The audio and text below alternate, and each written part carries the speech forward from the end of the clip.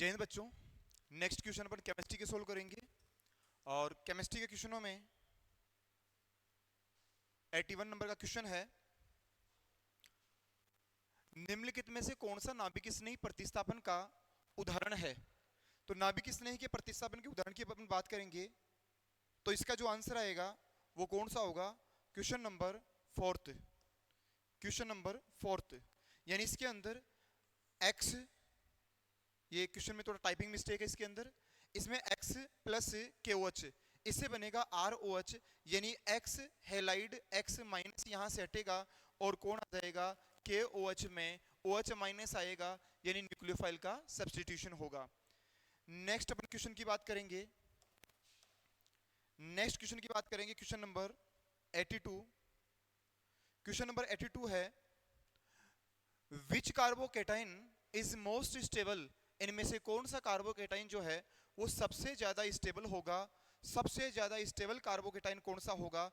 तो इसके अंदर अपन देखेंगे तो इनके अंदर जो फर्स्ट ऑप्शन है इसके अंदर अल्फा हाइड्रोजन की संख्या, अल्फा हाइड्रोजन होंगे 9, 9 अल्फा हाइड्रोजन होंगे। फर्स्ट ऑप्शन में अल्फा हाइड्रोजन अगर अपन काउंट करेंगे तो अल्फा हाइड्रोजन 9 अल्फा हाइड्रोजन होंगे। सेकंड के अंदर अगर बात करेंगे तो इसके अंदर 6 अल्फा हाइड्रोजन होंगे। अगर इससे थर्ड पॉइंट की बात करेंगे तो इसके अंदर होंगे 2 अल्फा हाइड्रोजन और अगले वाले में होंगे 5 अल्फा हाइड्रोजन, यानी सबसे ज्यादा अल्फा हाइड्रोजन किसके अंदर होंगे, फर्स्ट ऑप्शन में। यानी इसके अंदर हाइप्रोकॉन्जुगेशन की वजह से सबसे ज्यादा स्टेबल हो जाएगा, सबसे ज्यादा स्टेबल कार्बोकेटाइन कौन सा हो जाएगा, ऑप्शन नंबर फर्स्ट। नेक्स्ट अपन बात करेंगे, नेक्स्ट ऑप्शन की बात करेंगे अपन, नेक्स्ट क्वेश्चन की बात करेंगे। अगला क्वेश्चन है, विच of the following has the lowest melting point. इनमें से किसका मेल्टिंग पॉइंट सबसे कम होगा। तो ग्रुप फर्स्ट की अपन बात करेंगे, पीरियोडिक टेबल में फर्स्ट ग्रुप की अपन बात करेंगे तो फर्स्ट ग्रुप में यानी एल्केलाई मेटल्स की अपन बात करेंगे तो एल्केलाई मेटल्स में टॉप टू बॉटम चलने पर, टॉप टू बॉटम चलने पर, टॉप टू बॉटम चलने पर मेल्टिंग पॉइंट में कमी आती है। तो इसके अंदर सबसे कम मेल्टिंग पॉइंट कौन सा हो जाएगा, क्योंकि ऑप्शन नंबर 4 इसका राइट आंसर होगा। नेक्स्ट क्वेश्चन की अपन बात कर लेते हैं। नेक्स्ट क्वेश्चन है इसका, अगला क्वेश्चन है IUPAC नोमेनक्लेचर का है, थोड़ा सा इसमें प्रिंट करने में मिस्टेक हुई है, यहां ट्रिपल बॉन्ड होगा।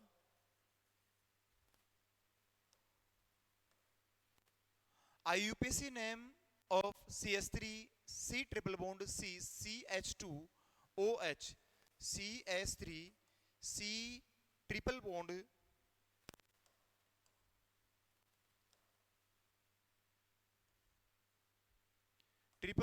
C CH2OH। तो बिल्कुल सिंपल सा क्वेश्चन था, इसका IUPAC नेम आपको बताना है। तो IUPAC नेम हमेशा अपन फंक्शनल ग्रुप की तरफ से इसकी नंबरिंग करेंगे, फंक्शनल ग्रुप की तरफ से नंबरिंग करेंगे इसकी। तो यहां से नंबरिंग करेंगे 1 2 3 एंड 4, फंक्शनल ग्रुप की तरफ से नंबरिंग की हमने। अब इसका अगर IUPAC नेम करेंगे तो इसमें कोई सब्स्टिट्यूएंट नहीं है, इसीलिए इसकी नंबरिंग जो स्टार्ट होगी, इसका जो नोमेनक्लेचर स्टार्ट होगा वो कार्बन की चेन से होगा और कार्बन की चेन के अंदर 4 कार्बन है, 4 कार्बन का नाम होगा ब्यूट। तो ये हो जाएगा हमारे पास but 2 yne 1 ol, but 2 yne 1 ol. और ये हमारे ब्यूट 2 आयन 1 ऑल कौन से ऑप्शन के अंदर होगा, तो ये हमारा क्वेश्चन होगा, ये ऑप्शन कौन सा होगा, सेकंड ऑप्शन बिल्कुल करेक्ट होगा। नेक्स्ट क्वेश्चन की बात कर लेते हैं, नेक्स्ट क्वेश्चन की बात कर लेते हैं। In carboxylic acid in which of the following reactions does not the hydroxyl group not get substitute. यानी इसमें कौन सी रिएक्शन है जिसके अंदर हाइड्रोक्सिल ग्रुप का सब्स्टिट्यूएंट नहीं होता है। तो इसका जो सही आंसर होगा वो होगा reduction of acyl halide. Acyl halide के अंदर R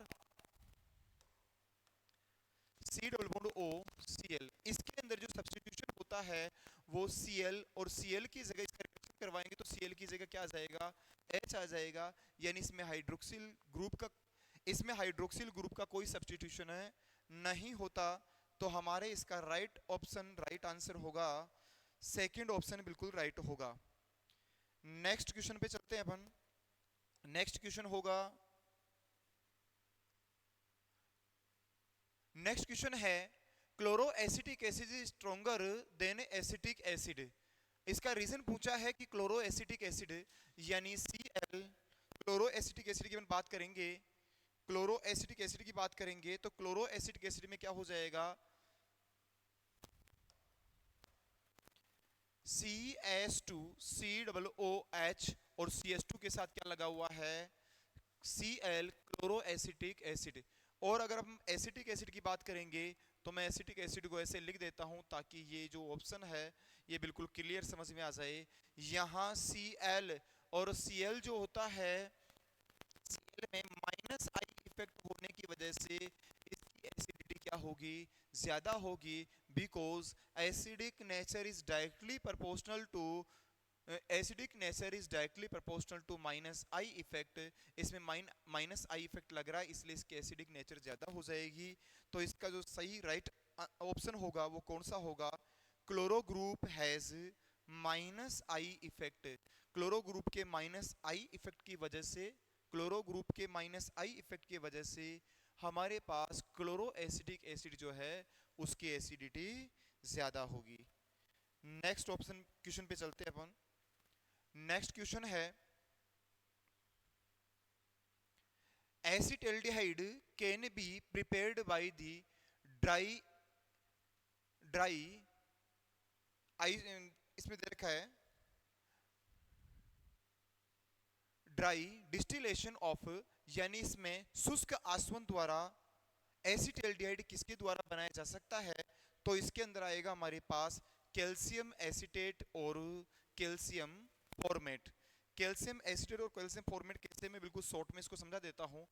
इसमें कैल्शियम एसीटेट की बात करेंगे तो यह आ जाएगा CH3 C double bond O,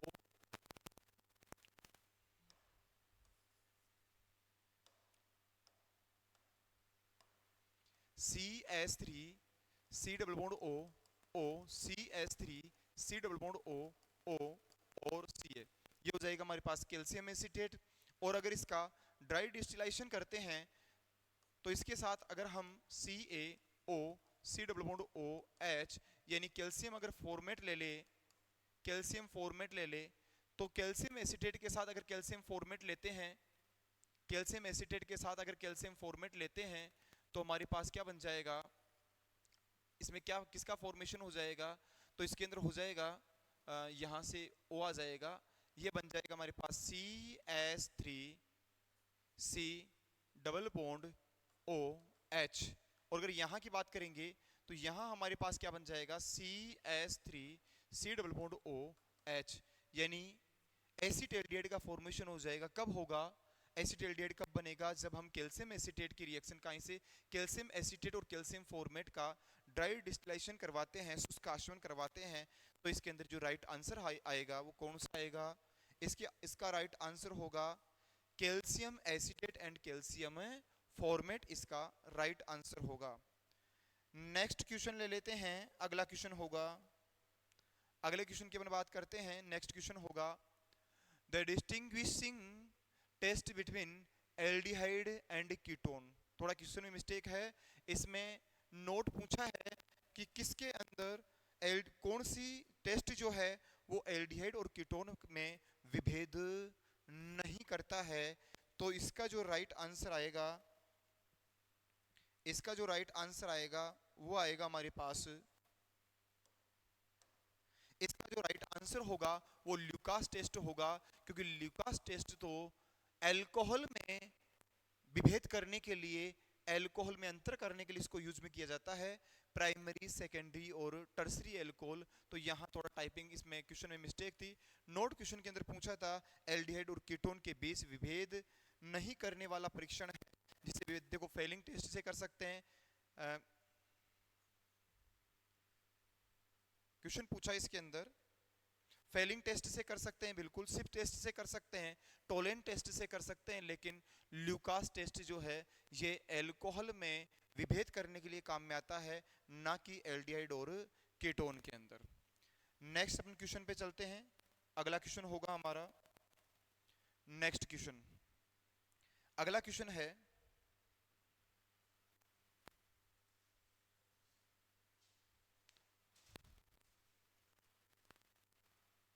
अगला क्वेश्चन होगा, which of the following acids will give a precipitate with silver nitrate? तो सिल्वर नाइट्रेट के साथ कौन सा कंपाउंड प्रिसिपिटेट बनाता है, इसका हम सॉल्यूशन देखते हैं और आंसर कौन सा आएगा। सिल्वर नाइट्रेट की अपन बात कर लेते हैं। सिल्वर नाइट्रेट का फॉर्मूला होता है AgNO3। Silver nitrate AgNO3। अगर इसकी रिएक्शन HI से करवाते हैं, सिल्वर नाइट्रेट की रिएक्शन कहाँ से करवाते हैं, HI से करवाते, तो हमारे पास जो कंपाउंड बनता है वो कौन सा बन जाएगा, AgI बनेगा।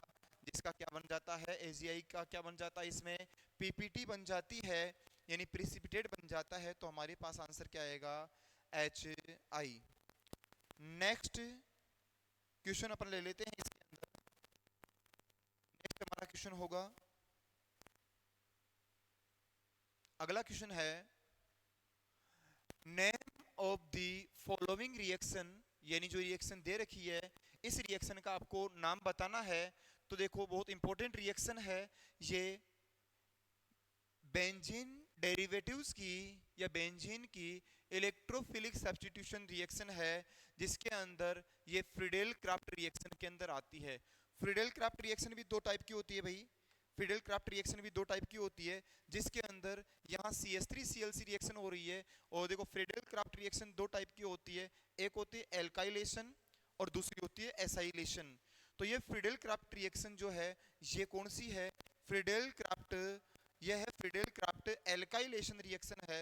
तो इसका कौन सा ऑप्शन बिल्कुल करेक्ट होगा, इसका राइट ऑप्शन होगा option number first. Next question की बात कर लेते हैं। अगला हमारा क्वेश्चन होगा, नेक्स्ट क्वेश्चन होगा, अगला क्वेश्चन हमारे फिजिकल केमिस्ट्री से हैं।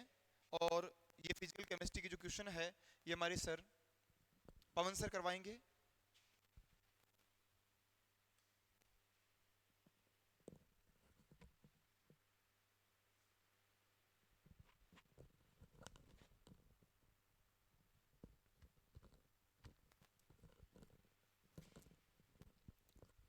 Hello student, welcome to all of you. जेट फिजिकल केमिस्ट्री में आपका स्वागत है बच्चों। चलो स्टार्ट करते हैं। देखो क्वेश्चन क्या बोल रहा है अपने से, the complete description of N electron in an atom in terms of the energy and special distributions is given by.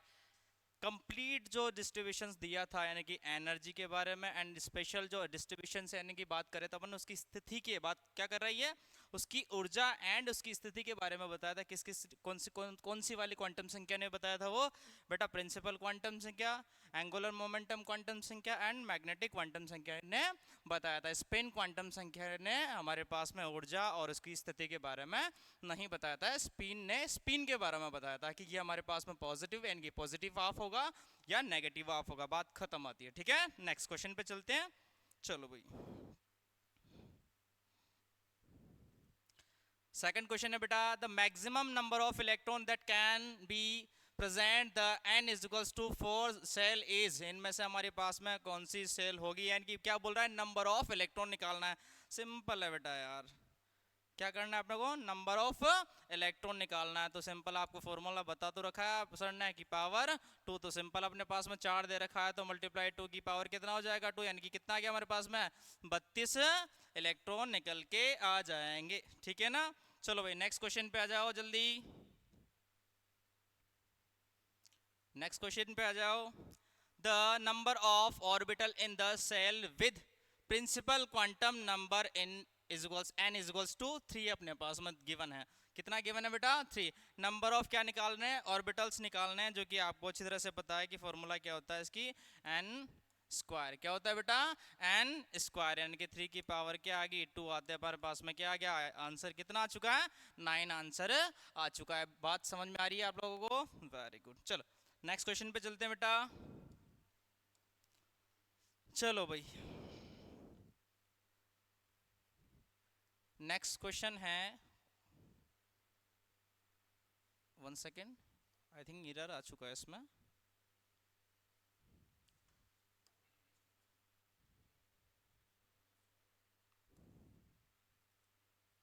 1 second guys.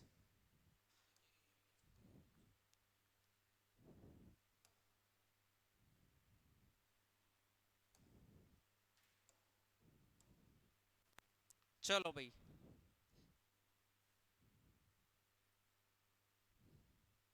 चलो भाई, ओके, हो गया काम अपना। क्वेश्चन क्या था बेटा अपने पास में, ये वाला क्वेश्चन हो चुका था। नेक्स्ट क्वेश्चन है अपने पास में, the set of quantum number of for an electron in a first orbit is if first orbit is n is equals to कितना दे रखा है बेटा, एन 2 दे रखा है अपने पास। एल इज इक्वल्स टू कितना दे रखा है, मैग्नेटिक क्वांटम नंबर अपने को कितना, सॉरी एजिमुथल क्वांटम कितना दे रखा है, 0 दे रखा है। मैग्नेटिक कितना दे रखा है, 0 दे रखा है। और स्पिन क्वांटम कितना दे रखा है, ऑफ पॉजिटिव ऑफ दे रखा है। मतलब अपने को ज्यादा देखने की जरूरत नहीं है बेटा, एल और एम जो है 0 दे रखा है तो बात खत्म। हमारे पास में आंसर क्या आ जाएगा, एन इज इक्वल्स टू कितना 2, यानी कि हमारे फर्स्ट में आते हैं हाइड्रोजन एंड हीलियम, सेकंड में कौन सा आता है बेटा, लिथियम। बात खत्म, आंसर चेक करो, एन बराबर कौन सा, लिथियम वाली सीरीज स्टार्ट होगी, बात खत्म, लिथियम स्टार्ट होगा। तो लिथियम कहाँ दिख रहा है, ये हमारे पास में लिथियम दिख रहा है, तो आंसर वैसे ही हमारे पास में क्या आ जाएगा, लिथियम आ जाएगा। ये फर्स्ट वाला हो गया, ये फर्स्ट वाला हो गया हाइड्रोजन, ये सेकंड वाला हो गया, एन बराबर सेकंड वाला, और ये कौन सा हो गया, थर्ड वाला हो गया, बात खत्म। हीलियम कौन सा हो जाएगा, फर्स्ट वाला, यानी कि आंसर क्या आ जाएगा बेटा, सेकंड ऑप्शन बिल्कुल राइट ऑप्शन होगा। नेक्स्ट क्वेश्चन पे आते हैं बेटा, तो नेक्स्ट क्वेश्चन पे अपन चलते हैं। तो नेक्स्ट क्वेश्चन कौन सा है, चलो भाई, the electron with maximum number of unpaired electron among the following is, हमारे पास Zn+2 है बेटा।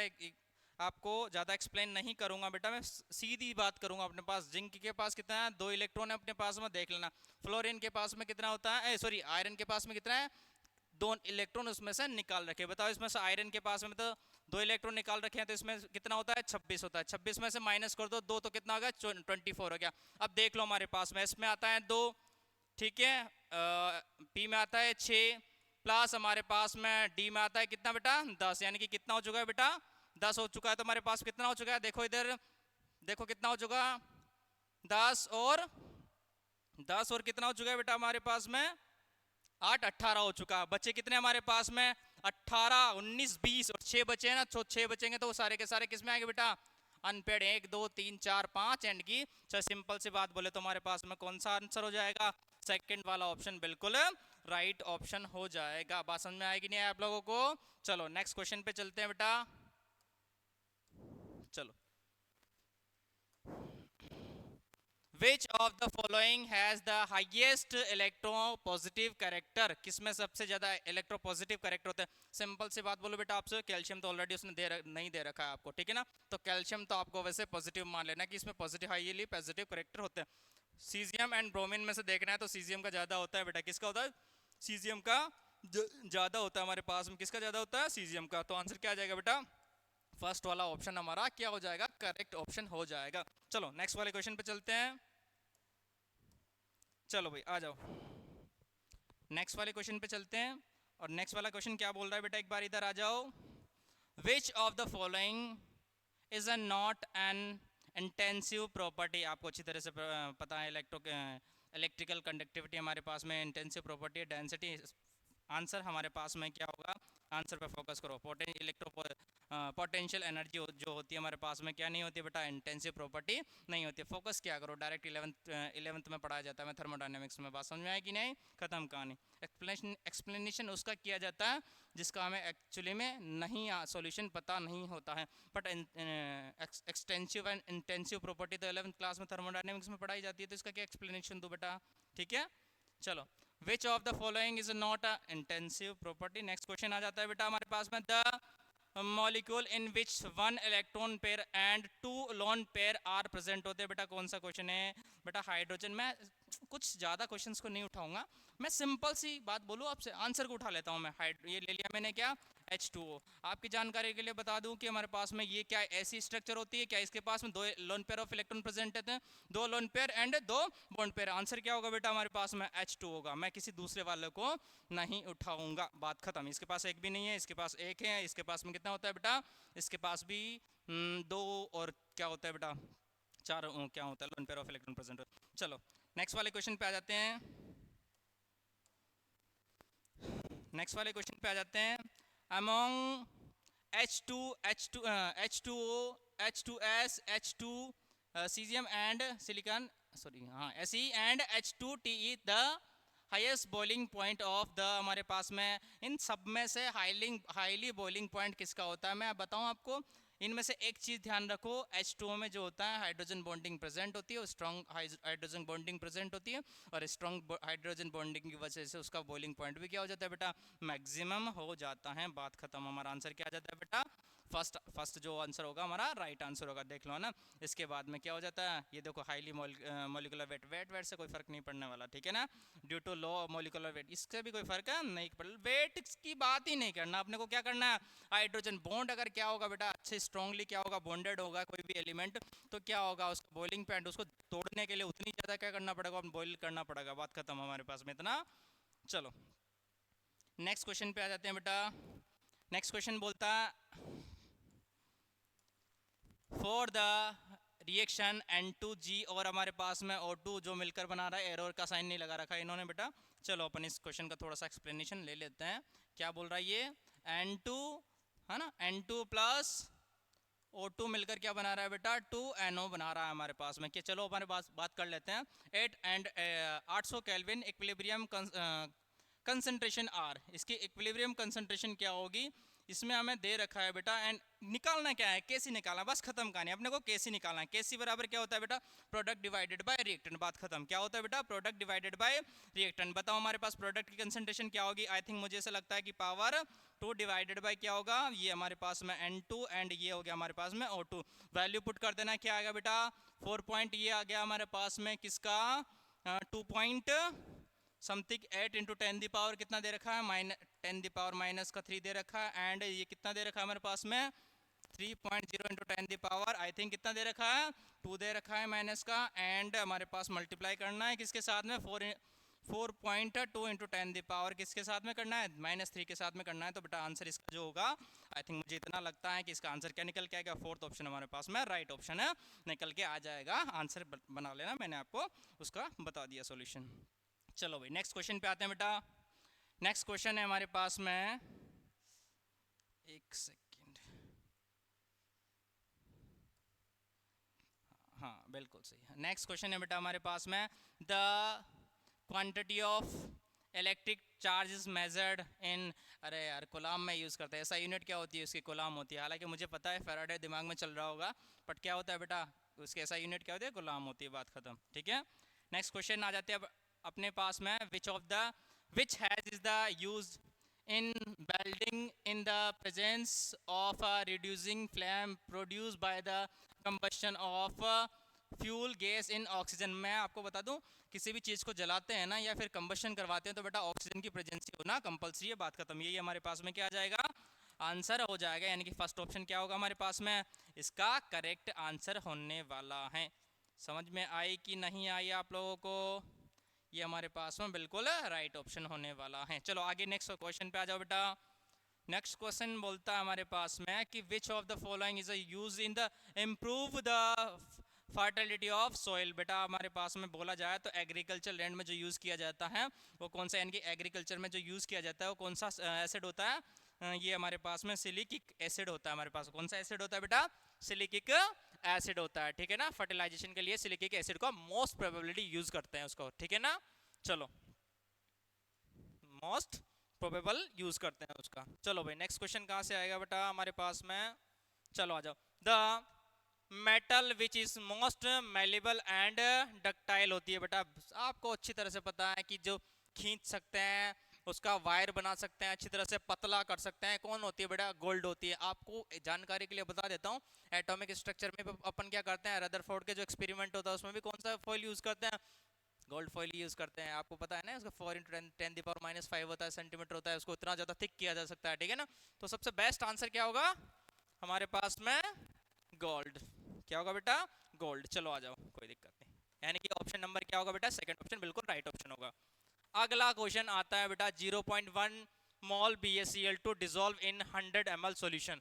Normality of Cl। अरे यार क्या बात करती है, ऐसे कोई क्वेश्चन है नहीं जिसे हम नहीं बना सकते। देखो क्या करना है अपने को, सीधी सीधी बात है, 0.1 मोल दे रखा है तो एक काम कर सकते हैं अपन, हमें पता है अच्छी तरह से कि नॉर्मलिटी बराबर क्या होता है, molarity into n factor. N factor का तो हमें पता है इसे कि BaCl2 है, तो बेटा किस में जा रहा है, Ba+2 एंड Cl2Cl-1, यानी कि एन फैक्टर आने वाला है इसका कितना बेटा, 2 आने वाला है। तो एक काम करते हैं, मोलरिटी निकाल लेते हैं। मोलरिटी निकालने के लिए आपको मोल्स तो दे रखे 0.1 मोल। एक काम करते हैं, हमारे पास एक और ऑप्शन है कि हमारे पास में इसको क्या कर लेते हैं, ये तो 1000 ले लिए, 100 ले लिया, मल्टीप्लाई किससे कर देते हैं, 1000 से कर देते हैं। तो बेटा ये हो गया 1000 हमारे पास में आंसर क्या आ गया बेटा, ये 1 आ गया आंसर, और 1 आ गया तो हम यहाँ तो 1 × 2 यानी कि हमारे पास में क्या आ जाएगा, 2 आंसर। बिल्कुल राइट ऑप्शन क्या होगा हमारा, सेकंड ऑप्शन बिल्कुल राइट ऑप्शन होने वाला है। नेक्स्ट क्वेश्चन पे कुछ करते हैं बेटा, जल्दी आ जाओ, चलो आ जाओ। pH ऑफ 10⁻³ MHNO3 इज, क्या बात कर दी हमारे पास में, आपने क्या आयनिक इक्विलिब्रियम नहीं पढ़ रखा है 11th क्लास में, अच्छी तरह से पढ़ रहा, तो ये क्या हमारे पास में, चलो भाई आ जाओ। pH बराबर क्या है बेटा, pH बराबर क्या दे रखी है, 10⁻⁻3। क्या लगता है आपको, इसको लेके आओगे इधर तो क्या आ जाएगा आंसर, मैं तो डायरेक्ट कर रहा हूँ बेटा, ठीक है ना, वरना pH बराबर क्या होता है अच्छी तरह से जानते हो, -log H+ होता है। ये 10 कितना दे रखा है, -3, ये ऊपर आएगा तो माइनस से माइनस कैंसिल, क्या आ जाएगा, pH बराबर 3। ये लो भाई तुम्हारा कंप्लीट एक्सप्लेनेशन, ठीक है, ज्यादा टाइम खर्च नहीं करेंगे, 2-2 मिनट 2-2 सेकंड में क्वेश्चंस को बनाएंगे, क्योंकि 2 सेकंड का ही क्वेश्चन होने वाला है बेटा, याद रखना। अगला क्वेश्चन आता है बेटा हमारे पास में, KSP of the Ag2CrO4 equals to कितना दे रखा है, 1.1 × 10⁻⁻12 दे रखा है। सोल्युबिलिटी इन वाटर, इसकी सोल्युबिलिटी निकालने किसमें, वाटर में बेटा, तो हमारे पास में कैसे निकालेंगे, कोई दिक्कत नहीं है, ऐसा कोई क्वेश्चन बना नहीं जिसे हम कर नहीं सकते, तो नहीं कर सकते, ऐसा कोई क्वेश्चन नहीं बना, बिल्कुल सही है।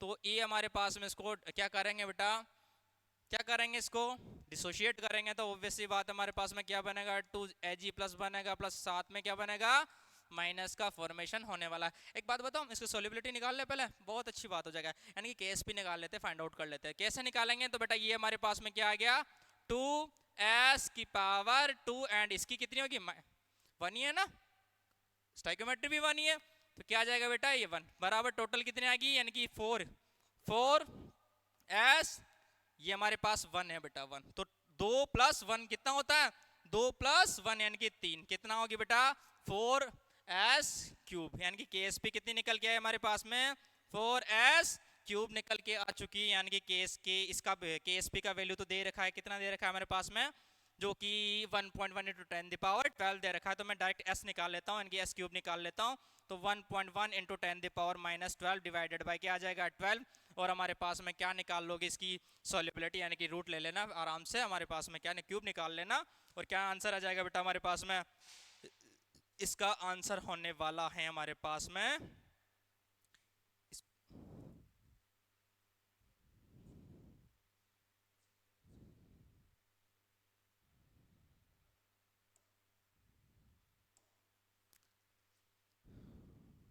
हाँ, तो इसका आंसर क्या होने वाला है बेटा, ये हमारे पास में 4th ऑप्शन इसका निकल के आ जाएगा। बात समझ में आएगी, नहीं है, बिल्कुल राइट है, चेक कर लेना बेटा, चेक कर लेना, कोई दिक्कत और कोई जल्दबाजी नहीं है, 4th ऑप्शन इसका निकल के आ जाएगा। आ गया हो हमारे पास में क्वेश्चन में, 1 मोल C2H5OH ऑक्सीडाइज कंप्लीटली रिलीज कितनी 360 किलो जूल हीट इन कॉम calorimetry rise in temperature of the, इनका टेम्परेचर निकालना है। ये भैया अब हमारे पास में ऐसे कोई क्वेश्चन के लिए आपको अच्छी तरह से पता है कि Q बराबर कितना होता है यार, ऐसे कितने क्वेश्चन कर चुके हैं अपन यार अपने लोग, ठीक है ना। Q बराबर क्या होता है बेटा, MS ΔT, और ΔT निकालना है तो हमारे पास में क्या करेंगे बेटा, अच्छी तरह से पता है आप लोगों को, अच्छी तरह से पता है कि Q = क्या हो जाएगा, MS, और निकालोगे तो फॉर्मूला अब तो वैल्यू पुट करनी है ना अपने को, इसका वैल्यू कितना है, Q का वैल्यू कितना है बेटा, ये रहा हमारे पास में, Q का वैल्यू कितना दे रखा, ये रहा ना हमारे पास में, Q का वैल्यू दे रखा है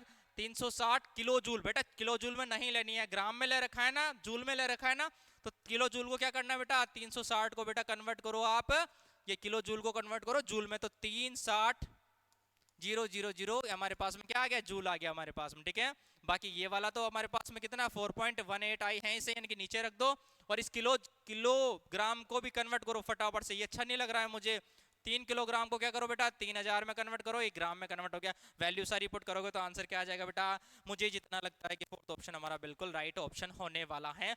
जल्दी से आप इसका सॉल्यूशन बनाओ और तुरंत आंसर निकाल के लाओ। Very good. चलो नेक्स्ट क्वेश्चन पे आते हैं बेटा, नेक्स्ट क्वेश्चन पे आते हैं। और नेक्स्ट क्वेश्चन, चलो भाई नेक्स्ट क्वेश्चन पे आते हैं।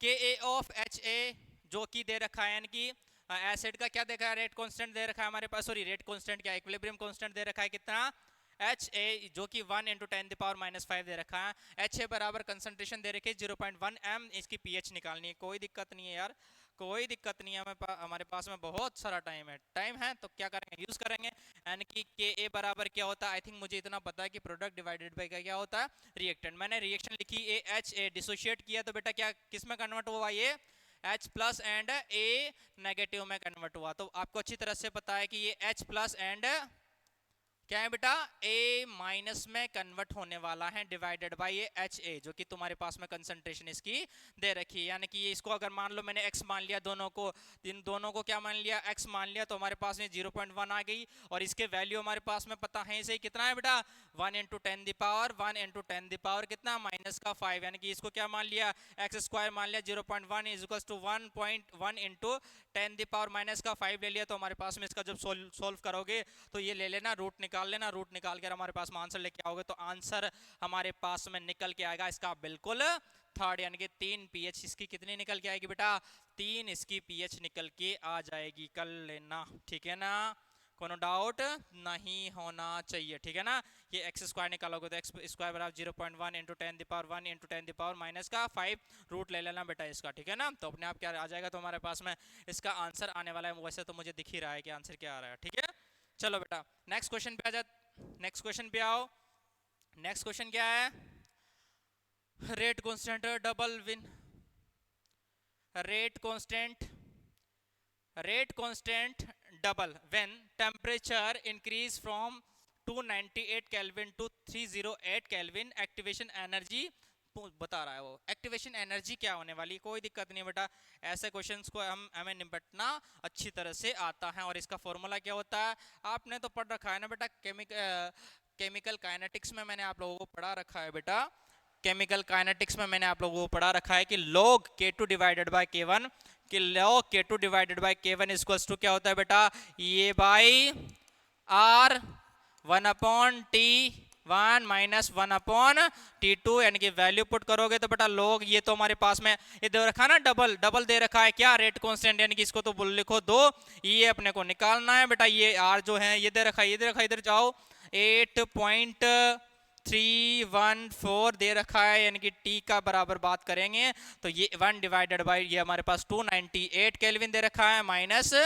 1/308, यानी कि इसको सॉल्व करोगे ए निकालोगे, log 2 बराबर आपको अच्छी तरह से पता है बेटा कितना होता है, कितना होता है 301। इसका log 2 का वैल्यू कितना होता है बेटा, किसी को नहीं पता है तो लिख लेना 0.301 हमारे पास में इसका वैल्यू होता है। ये आगे लेके आओगे तो हमारे पास में क्या आ जाएगा आंसर, बेटा जानकारी के लिए बता दूं, ये आंसर बिल्कुल राइट आंसर होने वाला है। आई बात समझ में आप लोगों को, चले आगे, चले भाई, वेरी गुड। नेक्स्ट क्वेश्चन पे कुछ करते हैं बेटा, जल्दी आ जाओ। अच्छा बहुत बड़ा क्वेश्चन आने वाला है, यानी कि स्टेटमेंट बेस्ड क्वेश्चन है आई थिंक, ठीक है। Consider the following statement for the galvanic cell. मैंने आपको स्टेटमेंट बेस्ड क्वेश्चन दिया है तो आप थोड़ा सा इस पर फोकस करना। Oxidation is takes place at the anode, बिल्कुल सही है, एनोड पे ही हमारे पास ऑक्सीडेशन होता है। Electron flow from the cathode to anode, electron का फ्लो कहाँ से होता है, इलेक्ट्रॉन का फ्लो कैथोड टू एनोड होता है, गलत आंसर है बेटा।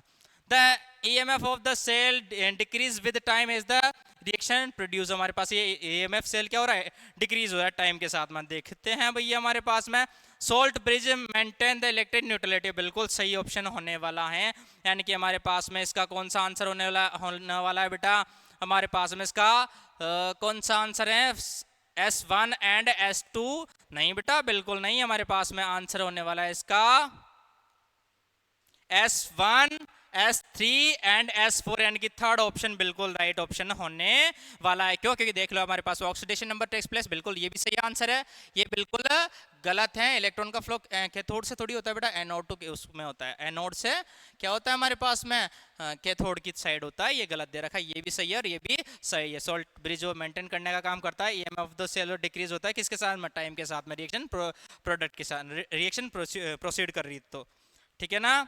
चलो भाई आ जाओ नेक्स्ट क्वेश्चन पे कुछ करते हैं बेटा। चलो भाई फॉर फर्स्ट ऑर्डर रिएक्शन बात करते हैं पर, ठीक है ना। थोड़ा सा करेक्शन कर लेना, बाकी सब लोगों बच्चों से मैं बोलना चाहूंगा कि the half life of the half life not, यहाँ लिख लेना, not depend on the initial concentration, बिल्कुल सही है। अदरवाइज ऑप्शन चूज करने में थोड़ी सी प्रॉब्लम हो सकती है अपने को, ठीक है ना। अदरवाइज ऑप्शन चूज करने में थोड़ी सी प्रॉब्लम हो सकती है। तो ये वाला भी ऑप्शन बिल्कुल राइट ऑप्शन है। The rate is directly proportional to the concentration of the reactant. I think ये वाला ऑप्शन भी बिल्कुल क्या है हमारे पास में, बिल्कुल राइट ऑप्शन है होने वाला है। क्या? Rate is directly proportional to the concentration of the reactant. I think मुझे नहीं लगता है कि ऐसा कुछ होने वाला है। तो हमारे पास में इसको थोड़ा सा चेक कर लेते हैं कि हमारे पास में आंसर क्या होगा, देखते हैं बेटा।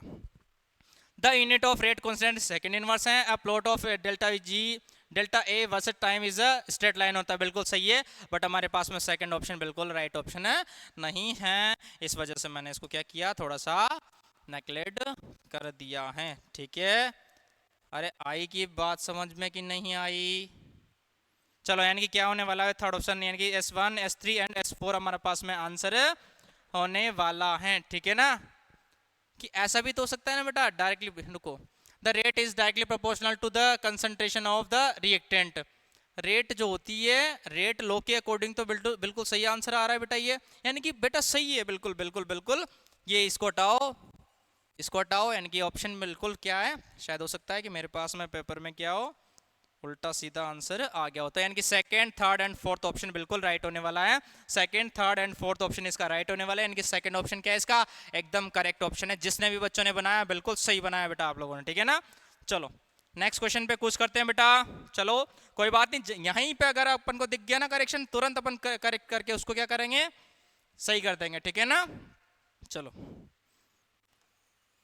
Next question, the standard reduction potential are, इतना इतना दे रखा है आपको, बोल रहा है calculate the EMF of the cell. क्या पूछ रहा है बेटा, ईएमएफ ऑफ द सेल पूछ रहा है आपसे। क्या पूछ रहा है, EMF of the cell. E not a sorry E निकालना है, ई नोट ऑलरेडी आपको पास में निकालने के लिए उसने ऑप्शन दे रखे हैं बेटा। तो अपने को क्या करेंगे, सबसे पहले तो ये हमारे पास में फॉर्मूला होता है, इस फॉर्मूला की हेल्प से क्या निकालेंगे बेटा, 0.0591 डिवाइडेड बाय एन लॉग हमारे पास में, क्यों, ठीक है ना। ई का नाम नहीं लूंगा, क्यों, क्योंकि के जो बोलूंगा ना इक्विलिब्रियम पर ये जीरो हो जाता है बेटा, ठीक है ना। तो क्यू आ जाता है, प्रोडक्ट डिवाइडेड बाय रिएक्टेंट होता है, ठीक है ना। तो बेटा ये पहले, अब इस वाली चीज को निकालने के पहले ये तो निकालना कंपलसरी है ना। तो ये निकालेंगे, तो ये कैसे निकाल लेगा, ई नॉट बराबर क्या होता है, E not cathode minus E not anode. बताओ हमारे पास में एनोड कितना दिया हुआ है बेटा, माइनस का 0.76 और ये माइनस हमारे पास ये दे रखा है 0.8, यानी कि मुझे इतना पता है कि ये 1.56 वोल्ट होने वाला है। वैल्यू पुट करोगे बेटा 1.56 माइनस 0.0591 डिवाइडेड बाई 2 इलेक्ट्रॉनों का डिफरेंस है, तो देख लेना आप निकाल के। तो ये हमारे पास लॉग प्रोडक्ट के क्या है बेटा, हमारे पास कंसंट्रेशन। देखो इस रिएक्शन को भी बैलेंस करोगे ना आप, बैलेंस करोगे तो दोनों को तो कैसे रिएक्शन निकल के आएगी, जिंक प्लस 2 Ag प्लस जो कि मिलकर बना रहा है हमारे पास में क्या, Zn प्लस 2 प्लस हमारे पास में क्या बनाएगा, ये Ag प्लस 2 का फॉर्मेशन करने वाला है, यानी कि +1 का फॉर्मेशन। इस तरह से हमारे पास में कोई कंपाउंड निकल के आएगा, जो कि आप लोगों को दिख ही रहा होगा शायद, आई थिंक दिख रहा है ना, इजीली आप लोगों को दिख रहा है। तो हमारे पास में ये कितना है, कंसंट्रेशन 2 है। तो हमारे पास में देखेंगे तो ये वाला तो आ गया Zn प्लस 2, ये ऊपर आ गया डिवाइडेड बाय Ag की पावर +2, सॉरी हमारे पास बेटा इसको क्या कर लेना आप लोग की पावर 2 कर लेना, प्लस यहाँ लगा लेना थोड़ा सा, है ना, क्योंकि मिटाने का है हमारे पास में है नहीं, मिटाऊंगा तो पूरा का पूरा उड़ जाएगा, ठीक है ना। तो इसकी कंसंट्रेशन तो कितनी दे रखी है, जिंक की आई थिंक 1 डिवाइडेड बाय इसकी कितनी दे रखी है, 0.001 1 की पावर 2 करोगे तो 100 सॉरी 10 द पावर समथिंग 44 आ जाएगा, और हमारे पास करोगे तो आंसर बेटा इसका निकल के आएगा कितना, कितना आएगा इसका आंसर। 1 सेकेंड इधर आना सर, इसको अच्छा ओके ओके ओके मैं निकाल लूंगा, ठीक है।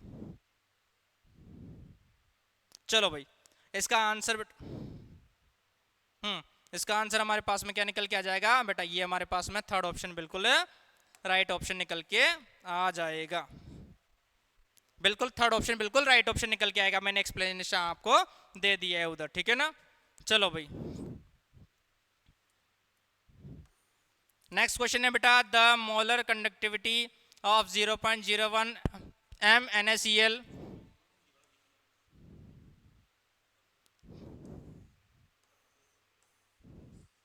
ठीक है बेटा, इधर आ जाओ आप लोग भी, हिंदी वाले भी।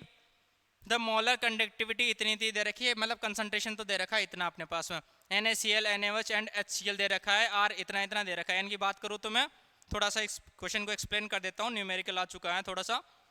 तो ये भाई साहब हैं Cl, दो की टूट रहे हैं Na प्लस और Cl माइनस में, ये भाई साहब है NaOH जो कि टूट रहे हैं बेटा Na प्लस और OH माइनस में। ये इक्वेशन नंबर फर्स्ट होगी, इक्वेशन नंबर सेकंड हो गई। ये भाई साहब है हमारे पास में क्या हो रहा है बेटा, H plus and Cl minus में कन्वर्ट हो रहे हैं, यानी कि इक्वेशन नंबर थर्ड, ठीक है ना। एक काम करें, सबसे पहले एक काम करते हैं, इक्वेशन नंबर फर्स्ट एंड ये इधर ले लेते हैं, equation number first and two को कर लेते हैं पहले। तो हमारे पास में क्या बचेगा, ये इससे ये वाला हट गया, तो बताओ यहाँ क्या बचा, OH सॉरी Cl ले लेते हैं ना ऊपर,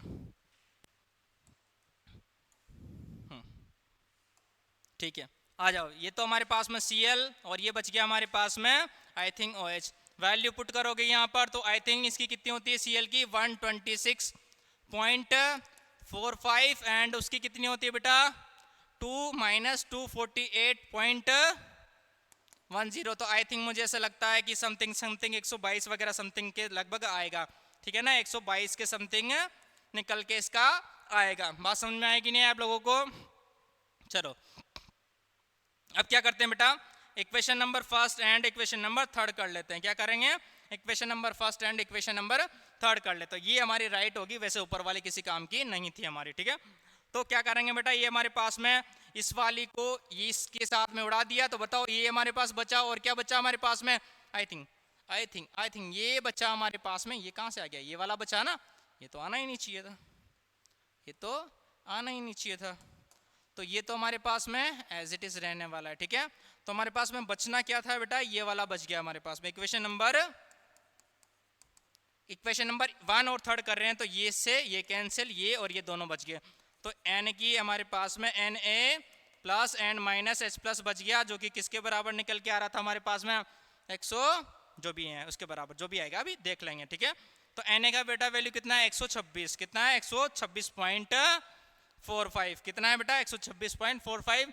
एंड ये भाई साहब की वैल्यू कितनी है हमारे पास में माइनस का 426 हमारे पास में निकल के आ रहा है, यानी 0.16, ठीक है ना। आई थिंक मैंने सही किया बिल्कुल, ठीक है ना। करेंगे तो हमारे पास में कितना आ जाएगा बेटा, 126 में से 426 माइनस करो, कितना आ जाता है बताओ, तो 299 यानी 300 समथिंग आएगा, कितना आएगा बेटा ये समथिंग 300 आएगा, ठीक है ना। अब क्या करना है बेटा, आपको ये पता होना जरूरी है कि H प्लस की जो होती है वो कितनी होती है 349 पॉइंट समथिंग होती है। कितना होती है मोलर कंडक्टिविटी कितनी होती है 349 समथिंग होती है।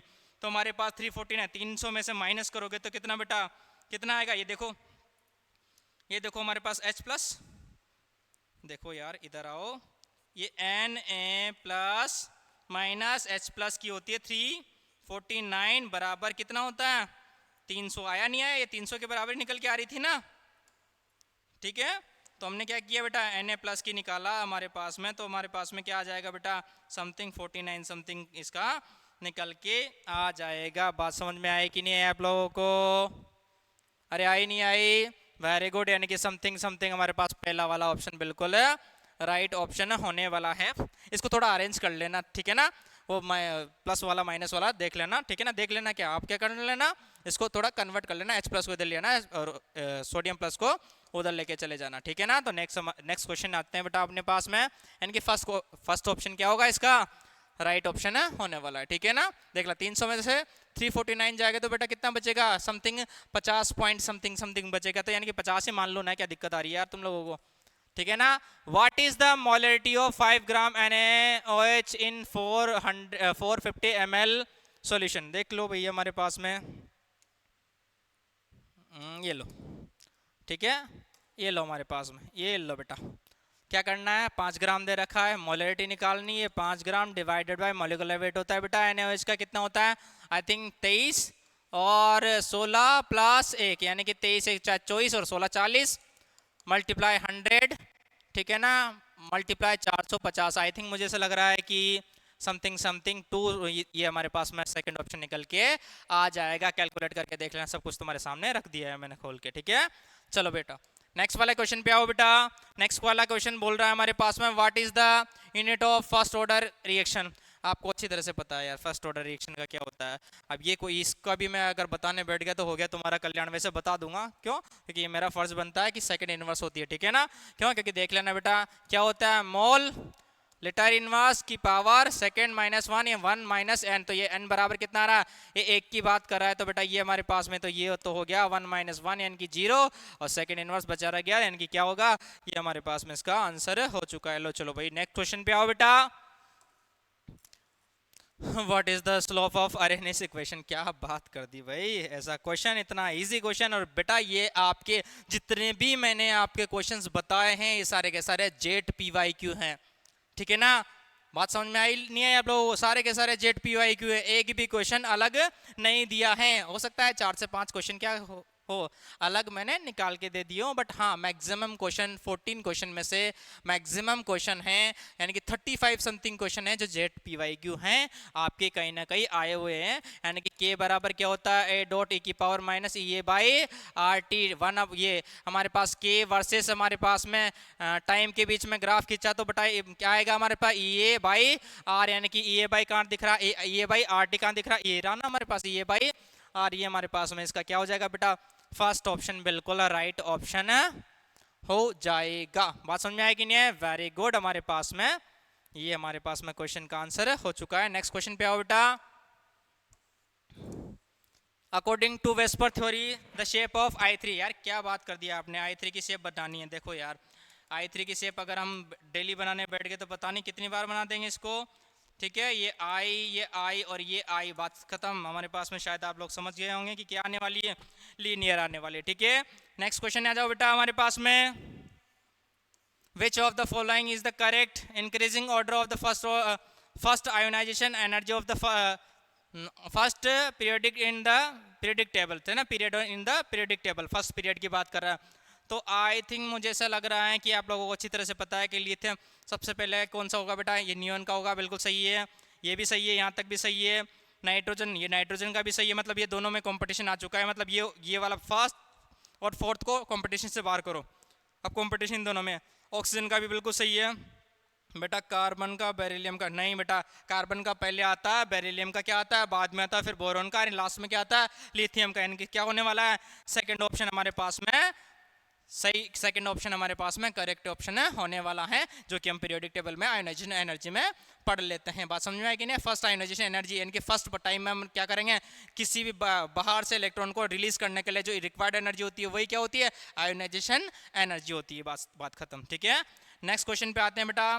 नेक्स्ट क्वेश्चन आता है हमारे पास में, तो नेक्स्ट क्वेश्चन है कि बॉन्ड एंगल इन H2O, यार अच्छी तरह से पता है तुम्हें, NCERT में 50 जगह दे रखा है बेटा, NCERT में फिजिकल में दे रखा है, NCERT में ऑर्गेनिक में दे रखा है, NCERT में हमारे पास में इनऑर्गेनिक में दे रखा है। तो आपको अच्छी तरह से पता है कितना होता है, ऑप्शन नंबर 3 यानी कि 104.5 डिग्री होता है, ठीक है ना। क्वेश्चन बताने की जरूरत है मुझे नहीं है, ठीक है। चलो आगे चलते हैं, और क्या क्वेश्चन खत्म हो चुके हैं, वेरी गुड बच्चों, तुम्हारे सारे क्वेश्चंस क्या हो चुके हैं, फिनिश हो चुके हैं। तो बेस्ट ऑफ लक गाइस, आप अच्छी तरह से पढ़ते रहिए, है ना, और कंटिन्यू करते रहिए अपने जेट प्रिपरेशन को, और जिसका भी अच्छी स्कॉलरशिप मिलती है तो ज्वाइन कीजिए आप भारतीय करियर इंस्टीट्यूट को, ठीक है ना। हम अच्छी तरह से आपको गाइड करेंगे सारे बच्चों को, और हम कोशिश करेंगे आप लोगों के लिए कि आप अच्छा परफॉर्म करो और अच्छी रैंक निकालो, शायद टॉप 10 में हम अच्छी रैंक लेके आएंगे next year. Thank you guys.